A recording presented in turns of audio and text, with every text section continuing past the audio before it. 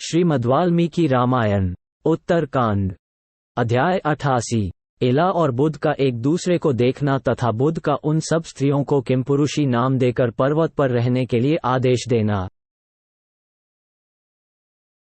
श्री राम की कही हुई इल के चरित्र से संबंध रखने वाली उस कथा को सुनकर लक्ष्मण और भरत दोनों ही बड़े विस्मित हुए। उन दोनों भाइयों ने हाथ जोड़कर श्री राम से महामना राजा इल के स्त्री पुरुष भाव के विस्तृत वृत्तांत के विषय में पुनः पूछा।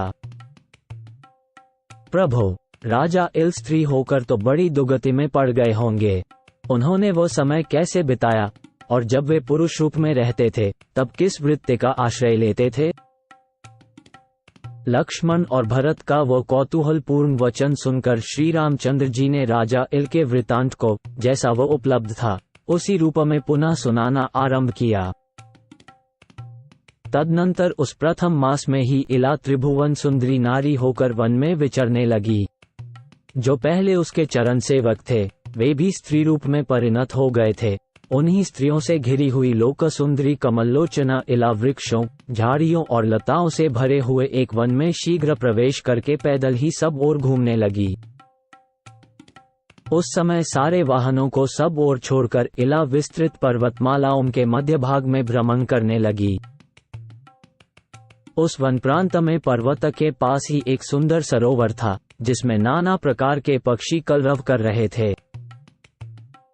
उस सरोवर में सोमपुत्र बुध तपस्या करते थे, जो अपने तेजस्वी शरीर से उदित हुए पूर्ण चंद्रमा के समान प्रकाशित हो रहे थे।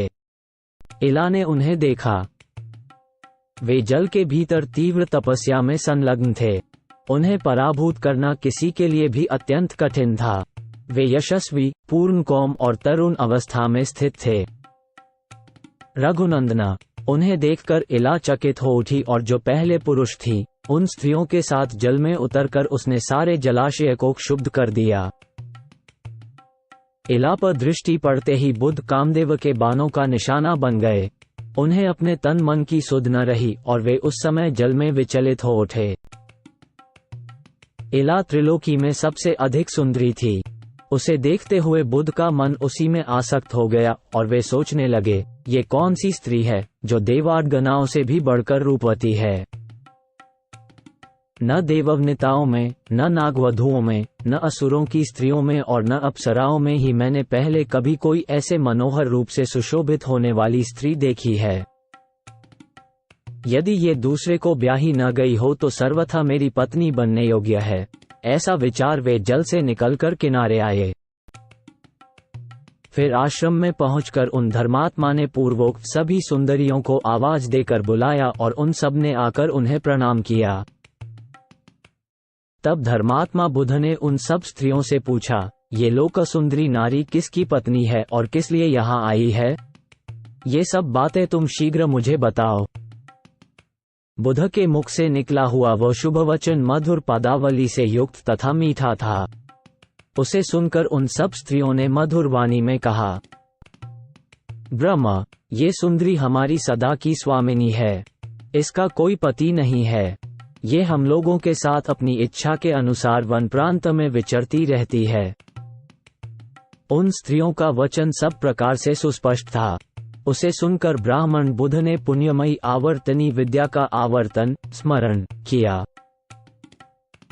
उस राजा के विषय की सारी बातें यथार्थ रूप से जानकर मुनिव बुध ने उन सभी स्त्रियों से कहा, तुम सब लोग किन्पुरुषी किन्नरी होकर पर्वत के किनारे रहोगी। इस पर्वत पर शीघ्र ही अपने लिए निवास स्थान बना लो। पत्र और फल मूल से ही तुम सबको सदा जीवन निर्वाह करना होगा। आगे चलकर तुम सभी स्त्रियां किन्पुरुष नामक पतियों को प्राप्त कर लोगी। किन्पुरुषी नाम से प्रसिद्ध हुई वे स्त्रियां सोमपुत्र बुध की उपर्युक्त बात सुनकर उस पर्वत पर रहने लगी। उन स्त्रियों की संख्या बहुत अधिक थी।